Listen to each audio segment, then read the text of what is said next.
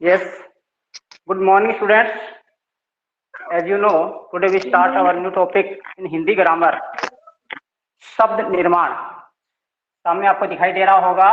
शब्द निर्माण ये हमारा हिंदी ग्रामर में पहला चैप्टर है, पहला लेसन है। ठीक है, तो इस लेसन में हम जानेंगे कि शब्द निर्माण किस किस प्रकार से होते हैं, शब्द क्या होते हैं, शब्दों का निर्माण किस किस प्रक्रिया के द्वारा होता है, वो प्रक्रिया इस लेसन में हम जानेंगे। तो ठीक है, स्टार्ट करते हैं। सबसे पहले शब्द निर्माण में बात आती है शब्द की। जो शब्द है यह है वर्णों का या अक्षरों का, वर्णों या अक्षरों का एक सार्थक समूह है जिसका कोई अर्थ होता है। जैसे फूल, ये इसमें फ ऊ की मात्रा ल और ए मिलकर के ये वर्णों का एक समूह है और ये शब्द बन गया फूल, और इसका भी अर्थ होता है फूल। जैसे कि आप देखते हैं ना, कमल का फूल, गुलाब का फूल, है ना। जैसे कमल, ठीक है, या किसी का भी नाम, किसी भी शहर का नाम,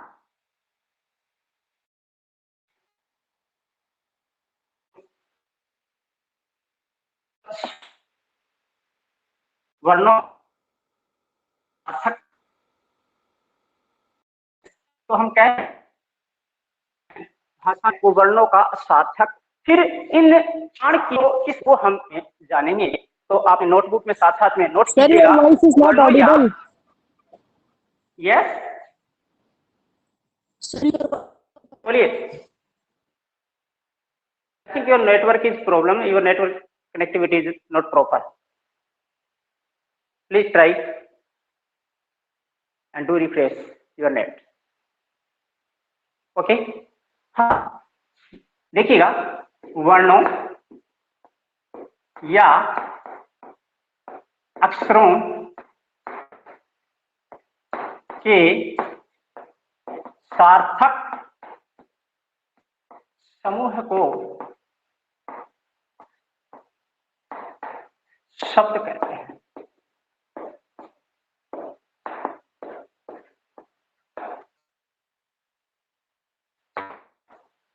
वर्णों या अक्षरों समूह को शब्द कहते हैं। साथ साथ में आप लिखिएगा, ठीक है।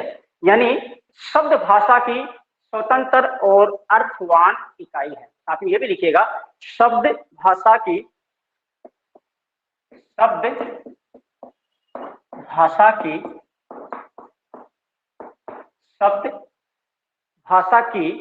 स्वतंत्र एवं अर्थवान इकाई है।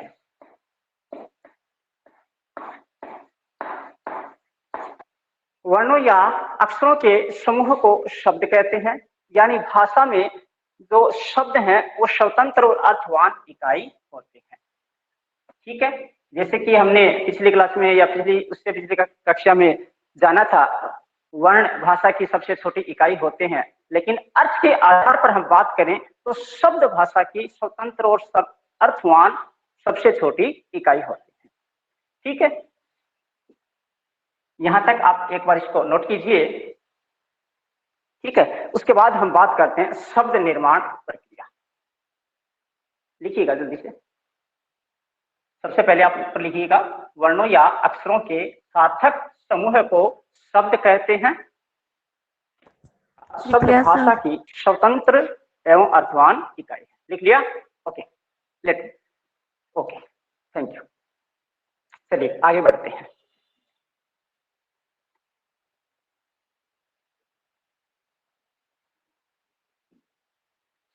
शब्द निर्माण की प्रक्रिया।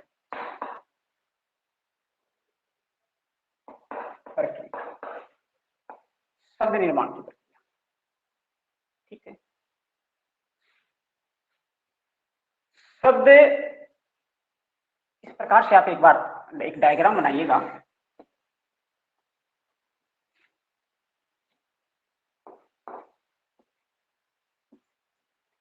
शब्दों का निर्माण 4 प्रकार से होता है। कितने प्रकार से होता है? 4 प्रकार से होता है। जैसे उपसर्ग, प्रत्यय, संधि और समास।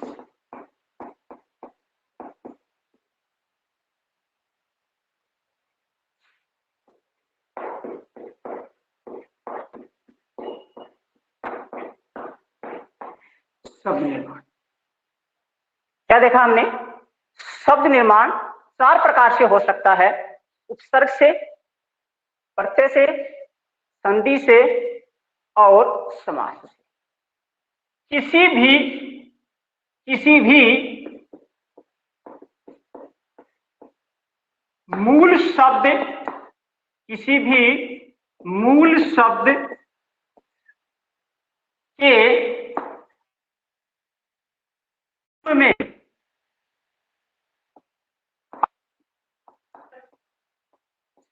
उसके अर्थ में परिवर्तन करने वाले शब्दांश उपसर्ग कहलाते हैं। उपसर्ग कहलाते हैं। देखिएगा, ये जो उपसर्ग है इसमें भी उप और सर्ग 2 शब्द जुड़े हुए, ये उपसर्ग ही है। ठीक है, इसके अलावा हम बात करें जैसे वी प्लस योग। अब मूल शब्द है और ये शब्दांश है, तो मूल शब्द से पहले लगकर मूल शब्द के अर्थ में परिवर्तन करने वाले शब्दांश उपसर्ग कहलाते हैं। तो ये क्या है? ये शब्द नहीं होते बल्कि शब्दांश होते हैं, शब्दों का अंश होते हैं, पूरे कंप्लीट शब्द नहीं होते। तो क्या जाना हमने? शब्द निर्माण की जो प्रक्रिया है वो शब्द निर्माण 4 प्रकार से हो सकता है। हम जैसे क्रम संख्या लगा दें, नंबर 1 उपसर्ग, नंबर 2 प्रत्यय, नंबर 3 संधि और नंबर 4 समास। इसके बाद हमने जाना सबसे पहले उपसर्ग। उपसर्ग क्या होते हैं? मूल शब्द के आरंभ में लगकर, मूल शब्द के आरंभ में लगकर मूल शब्द के अर्थ में परिवर्तन करने वाले जो शब्दांश हैं वो उपसर्ग कहलाते हैं। ठीक है, क्या कहलाते हैं? उपसर्ग कहलाते हैं। इन सार्थक शब्द समूह के पूर्व में लगते हैं। आरंभ या पूर्व एक ही बात है, आरंभ में लगते हैं या पूर्व में लगते हैं। तो मूल शब्द के आरंभ में लगकर या मूल शब्द से पूर्व लगकर मूल शब्द के अर्थ में परिवर्तन करने वाले शब्दांश उपसर्ग कहलाते हैं। ये एक तरह से आपकी उपसर्ग की परिभाषा हो गई और ये इसका उदाहरण हो गया। ठीक है,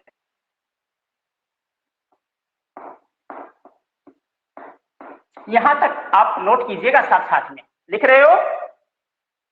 समझ में आ रही है बात? ओके, बोलिए। Yes sir. Good, very good, very good. आप साथ साथ में नोट कीजिए, यानी इस प्रकार बनाइएगा। शब्दों का निर्माण 4 प्रकार से हो सकता है। सबसे पहले हम यही बात करेंगे किस किस प्रकार से होता है, फिर एक एक की अलग से परिभाषा और उसके उदाहरण हम बाद में जानेंगे। तो सबसे पहले हमें पता होना चाहिए कि शब्दों का जो निर्माण है वो किस प्रकार से, कितने प्रकार से हो सकता है। तो उपसर्ग से भी हो सकता है, प्रत्यय से भी हो सकता है, संधि से भी होता है और समास से भी होता है। चारों ही प्रकार से शब्दों का निर्माण होता है। तो उपसर्ग से नए शब्दों का निर्माण किस प्रकार से होता है?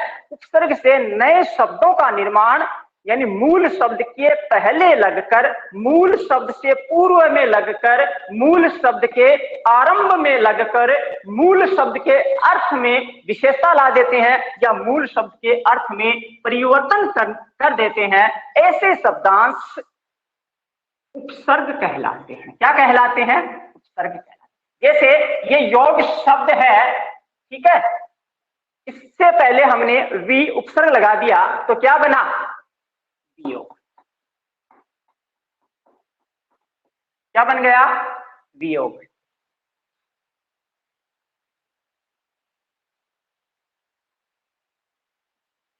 ये है जय। जय का मतलब होता है जीतने वाला। जय का मतलब होता है जीतने वाला, ये मूल शब्द है। इससे पहले हम यदि परा उपसर्ग लगा देते हैं तो शब्द बनता है पराजय। अब आप देखेंगे कि जय का मतलब तो होता है जीतने वाला और पराजय का मतलब होता है हारने वाला। तो अर्थ में परिवर्तन हो गया, यहाँ जीत और यहाँ हार। पराजय का अर्थ होता है हार। तो मूल शब्द के प्रारंभ में लगकर मूल शब्द के अर्थ में परिवर्तन करने वाले शब्दांश उपसर्ग कहलाते हैं। इतनी बात समझ में आ गई सभी को? Understand? Yes, sir. Yes, okay okay, चलिए आगे बढ़ते हैं। उसके बाद हम बात करते हैं पत्ते। ठीक उससे विपरीत है, उपसर्ग से विपरीत है, इसलिए मैंने ठीक इसके सामने पैरेलल में रखा इसको कि उपसर्ग जो होते हैं वो किसी भी मूल शब्द के पहले लगते हैं और जो पत्ते होते हैं वो किसी भी मूल शब्द के बाद में लगते हैं। ठीक है, यानी सार्थक शब्द के पश्चात लिखिएगा, इसमें आप लोग नोट कीजिए, सार्थक शब्द के पश्चात यानी बाद में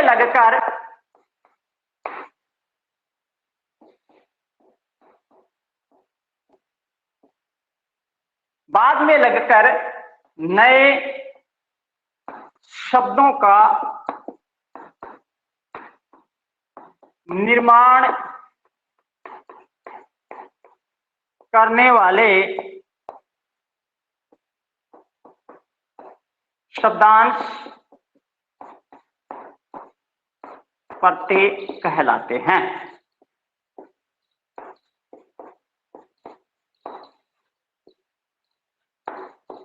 इस शब्द की हम बात करें तो ये जो शब्द है वो संधि के सहयोग से या संधि के माध्यम से बना है। जैसे प्रति, धन, अय,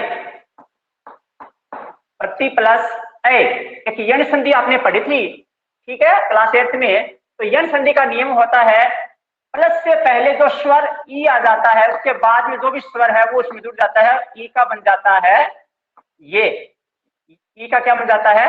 ये आधा, और ये इसमें लग जाता है तो ये बन जाता है पूरा। इधर क्या बच गया?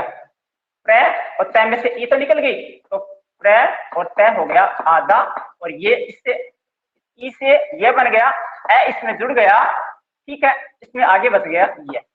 तो इसको हम जोड़ेंगे तो क्या बनेगा? प्र आधा तय ये और ये, प्र आधा तय ये और ये पत्ते। ठीक है, ये उदाहरण हम देखेंगे। हाँ, तो हम बात कर रहे हैं पहले पत्ते की। जो पत्ते शब्द है इसका निर्माण संधि के माध्यम से हुआ है, संधि के द्वारा हुआ है।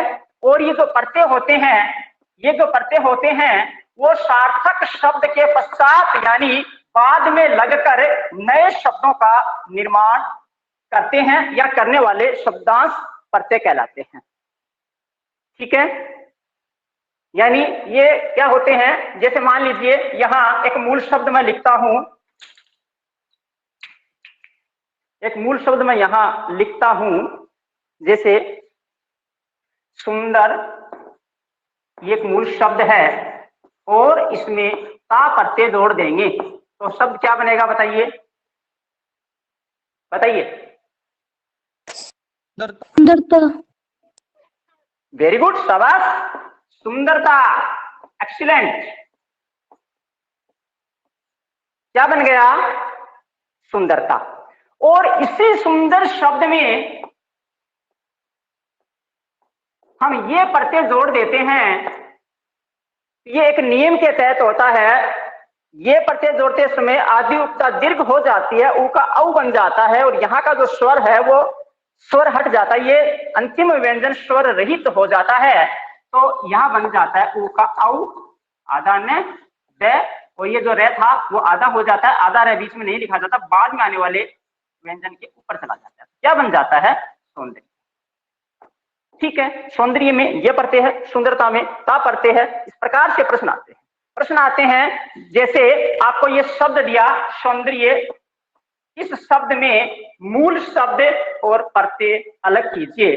तो सौंदर्य शब्द में मूल शब्द होगा सुंदर और प्रत्यय होगा ये। अच्छा, सुंदरता में मूल शब्द क्या है? यस प्लीज, सुंदर, प्लीज सुंदर। और प्रत्यय ता, ता। तो इतनी बात आपको, आई थिंक इतनी बात आपको समझ में आ गई। उपसर्ग का निर्माण मूल शब्द के प्रारंभ में लगकर होता है, शुरू में लगकर होता है, आरंभ में लगकर होता है। और जो प्रत्यय हैं वो मूल शब्द के बाद में लगकर नए शब्दों का निर्माण करते हैं। उपसर्ग तो मूल शब्द के पहले शब्दों का निर्माण करते हैं और प्रत्यय मूल शब्द के बाद में लगकर नए निर्माण करते हैं। इतनी बात समझ में आ गई सभी को? yes sir, I understand all of you? Yes, good, very good, excellent. चलिए आगे बढ़ते हैं। हमने बात की उपसर्ग की, हमने बात की प्रत्यय की, अब आगे बढ़ते हैं संधि। संधि दो वर्णों का जो योग होता है वो संधि कहलाता है।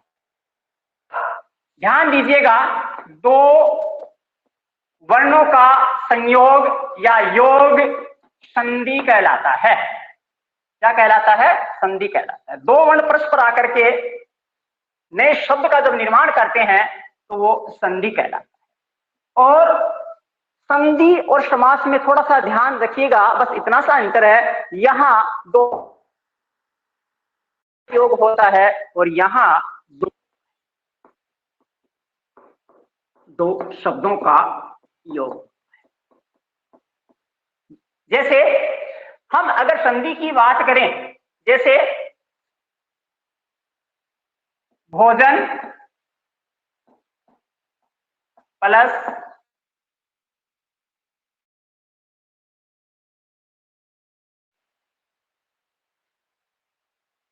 यहां दो वर्ण मिल गए, बन गया आ, इधर क्या है? भोजन, ये न आधा हो जाएगा, हलंत हो जाएगा, इसको प्लस करेंगे, इसमें आगे लय प्लस कर देंगे, आ की मात्रा इस पर लगा देंगे न पे, तो न कंप्लीट हो जाएगा और शब्द बनेगा भोज न में आ लगाया और ल ये इस जोड़ दिया, शब्द बन गया भोजनालय। क्या बना?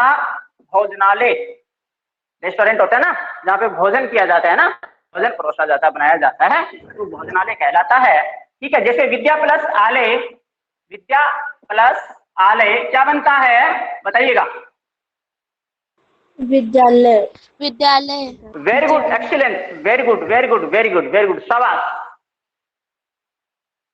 Very good. हाँ, लास्ट में हम बात कर रहे हैं समास की। संधि का मतलब समझ में आ गया? संधि से किस प्रकार से नए शब्दों का निर्माण, यानी संधि में पर आपस में मिलकर, ठीक है, और एक नई ध्वनि का निर्माण करते हैं, नए शब्दों का निर्माण इसमें किया जा सकता है। ठीक वैसे समास में दो शब्दों के योग से होता है। जैसे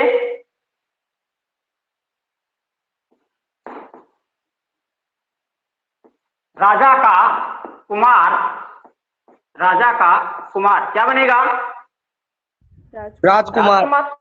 वेरी गुड, शाबाश, वेरी गुड, एक्सीलेंट।